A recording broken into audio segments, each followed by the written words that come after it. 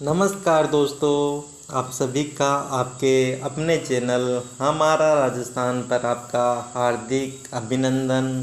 आज हम बात करेंगे 8 अक्टूबर को होने वाले बीएसटीसी प्री एग्ज़ाम के बारे में। अब 2 दिन में क्या पढ़ा, किस प्रकार पढ़ा, ये चीज़ें ज़्यादा मायने नहीं रखती हैं, बल्कि मायना ये रखता है कि आप में कितना आत्मविश्वास है, किस प्रकार पेपर हल कर रहे हो, ये चीज़ें ज़्यादा निर्भर करती हैं। तो आज हम बात करते हैं कि पेपर हल किस प्रकार से किया जाता है, मतलब सही तरीका कौन सा है पेपर हल करने का। तो चलो आज हम बात करते हैं। जब भी आप पेपर देने जाओगे तो आपको पेपर मिलेगा। पेपर मिलते ही जो पहला भाग आएगा ना, वो आपका आएगा राजस्थान का सामान्य ज्ञान। कौन सा भाग आएगा? राजस्थान का सामान्य ज्ञान। कितने परसेंट आएंगे? 50% आएंगे। अब ये गलती मत करना सबसे पहले कि पेपर देगा, पहले पर्सन में ए है क्या, पहले पर्सन में ए है और ओ मार्कशीट में 1 भर दिया।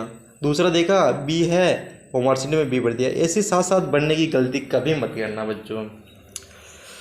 आपको क्या करना है? 50% आएंगे तो पहले आपको चिन्ह लगा लेना है पेपर के अंदर। पहले में ए, दूसरे में बी, तीसरे में सी, ऐसे करके 50% पर आपको चिन्ह लगाने लेना। ध्यान रखना कोई पर्सन छोड़ना नहीं है, क्योंकि माइनस मार्किंग नहीं है, ठीक है। तो आपको चिन्ह लगा लेना है। चिन्ह लगा के जैसे 50% का आपने चिन्ह लगा लिया, तो पहले ये काम करो, इन 50% को मार्कशीट में भरो। साथ साथ बढ़ने के लिए मैं मना क्यों कर रहा हूँ, इसके पीछे एक कारण है। जैसे मान लो आपने लगातार पर्सन कर लिए, 1 से लगाकर 10 तक पर्सन आपने लगातार ऐसे लगातार कर रहे हो, 1 से 10 तक किया, आप भूल जाते हो, पर्सन के क्रम भूल जाते हो, फिर आपने कौन सा पर्सन कौन सा नहीं है। पेपर में तो देखते हो लेकिन आप मार्कशीट में नहीं देखते हो। तो वहाँ क्या होता है कि गोला के ऊपर नीचे हो जाता है। मतलब जैसे 10वें का गोला आपने 11वें में पढ़ दिया, तो 11वें के बाद वाला सारे पर्सन आपके गलत हो जाएंगे। इसीलिए मैं ये बोल रहा हूँ, वो मार्कशीट के और पर्सन के दोनों को पर्सनों को मिला कर देके फिर भरें, है ना। अब सामान्य ज्ञान में कुछ कर रहे हो, जैसे कुछ पर्सन आपको आ रहे हैं तो बहुत बढ़िया है, कोई पर्सन आपको नहीं आ रहे हैं, मतलब ऑप्शन काटना सीखो। जैसे एक पहला पर्सन है, उसमें ऑप्शन है ए बी सी डी, ऐसे ऑप्शन आएंगे।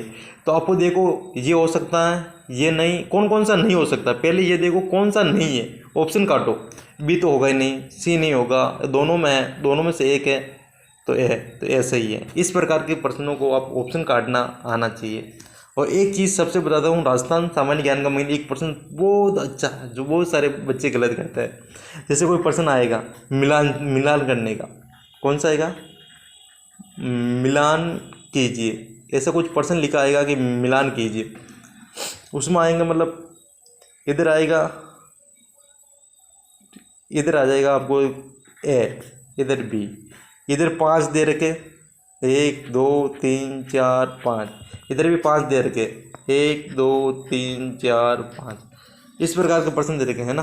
तो आपको क्या करना, कोई ज़रूरी नहीं आपको सारे आए, इसमें से आपको एक भी आ गया, जैसे मान लो पहला है, तीसरा आ रहा, आपको पहला नहीं आ रहा, दूसरा नहीं आ रहा, तीसरा आ रहा, तीसरे में आपको पता है कि दूसरा सही है, आपको ये कन्फर्म है, बाकी सारे नहीं आ रहे, आपको ये पता है कि तीसरे के अंदर 2 है ना। तो आपको वहाँ पर देख लेना, ऐसे ऑप्शन दे रखा है ए बी सी डी, तो उसमें देखो तीसरे के अंदर बी किस में है, तीसरे के अंदर 2 नंबर किस में है, उसको सही कर दो। उसी प्रकार से आपके प्रश्न सही हो जाएंगे, है ना। ये तो बात रही आपके राजस्थान सामान्य ज्ञान। उसके बाद में आप रीजनिंग आएगा, रीजनिंग कर लो। बाद में आपके आएंगे हिंदी, हिंदी के बाद में आपके अंग्रेजी और शिक्षण अभिक्रिया।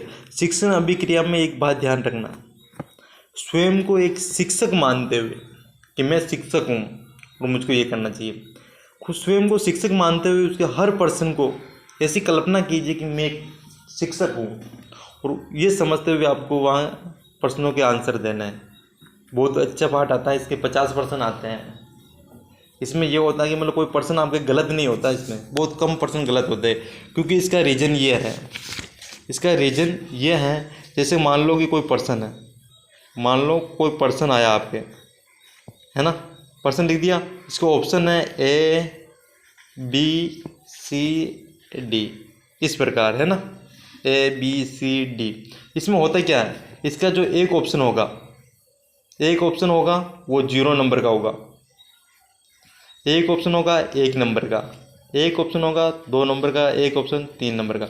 अब देखो ये चारों ऑप्शन है, इसमें से एक ऑप्शन तो ऐसा है कि आपको करने पर आपको 0 नंबर मिलेंगे, बाकी 3 ऑप्शन ऐसा है जिसमें आपको एक में 1 नंबर मिल जाएगा, 2 नंबर मिल जाएगा। मैं कहने का मतलब ये है कि मतलब 1 नंबर मिलेगा वो थोड़ा सही है, इससे ज़्यादा सही है उसमें 2 नंबर मिलेंगे, जो सबसे ज़्यादा सही है उसमें 3 नंबर मिलेंगे। इस प्रकार के प्रश्न आएंगे, है ना। इस प्रकार के प्रश्नों को आपको हल करना है और आत्मविश्वास के साथ करना है, ठीक है। ओके, धन्यवाद।